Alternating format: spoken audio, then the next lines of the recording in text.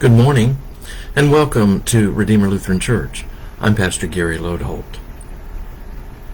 The European credited with discovering Florida was Ponce de Leon. Those on his ship first caught sight of land on Palm Sunday, and in their Spanish language the name for Palm Sunday was Pascua Florida, which literally means flower festival. In those days, palms were hard to come by in Spain, so they celebrated Palm Sunday with local flowers. And even to this day, celebrations of Palm Sunday in Spain are colorful affairs. What this all means is that the name of the state of Florida comes from the celebration of Palm Sunday. I'll bet you didn't know that. Well, rather I should say I didn't know that, and I'll bet you didn't either. Next Sunday will be Palm Sunday this year, and so this week during our time together I plan for us to learn some things we didn't know about Palm Sunday. Frankly, while this is an important day when we remember Jesus entering Jerusalem for the last week before his crucifixion, and while we celebrate it with special worship services and waving palms as we reenact the procession, Palm Sunday is somewhat overshadowed by Maundy Thursday, Good Friday, and Easter. Those days are the center of the drama. In fact, in Lutheran churches, the name of this Sunday has changed from simply Palm Sunday to the Sunday of the Passion. And halfway through the worship, everything changes.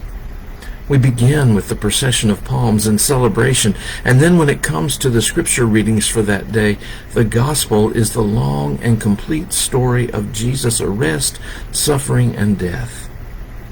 Now we call the day Palm Sunday / Sunday of the Passion.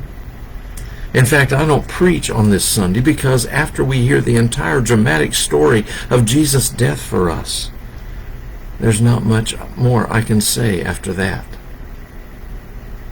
But there are some truly unique things about Palm Sunday that I hope to explore with you this week, like that little tidbit about the name of Florida. And I'm calling today's episode Echoes of Thunder.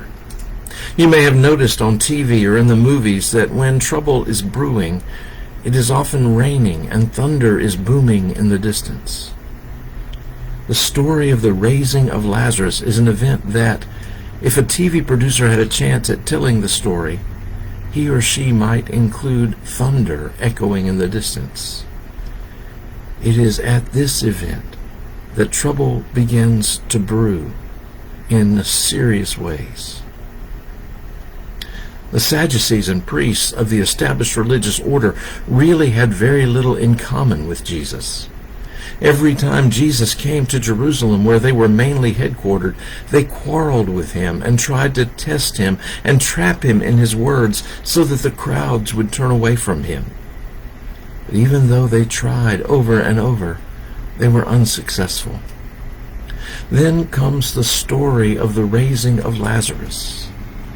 I'll quickly remind you that Lazarus and his two sisters, Mary and Martha, were close friends of Jesus. Lazarus falls ill and dies, and in the end of the story, Jesus goes to his tomb and calls for him to come out, and he does.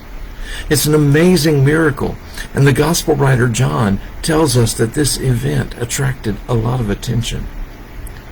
In John 11, it says, "Many of the Jews, therefore, who had come with Mary and had seen what Jesus did, believed in him. But some of them went to the Pharisees and told them what he had done. So the chief priests and Pharisees called a meeting of the council and said, 'What are we to do? This man is performing many signs. If we let him go on like this, everyone will believe in him, and the Romans will come and destroy both our holy place and our nation.' But one of them, Caiaphas, who was the high priest that year, said to them, 'You know nothing at all. You do not understand that it is better for you to have one man die for the people than to have the whole nation destroyed.' He did not say this on his own, but being the high priest that year, he prophesied that Jesus was about to die for the nation, and not for the nation only, but to gather into one the dispersed children of God. So from that day on, they planned to put him to death. Did you hear the thunder echoing in the distance? From that day on, they planned to put him to death. It's a bit ironic, as Jesus gave the gift of life, his enemies began actively to plot his death. So as we observe Palm Sunday / Sunday of the Passion, we do well to remember what went on before. As the cheering crowds welcome Jesus, behind the scenes the powers that be are planning and scheming how to do away with him. And sure enough, by the end of the week, their joyous cries of welcome and praise will turn to shouts of crucify. We'll talk about that another day. Thanks for watching, and remember to let this day belong to God.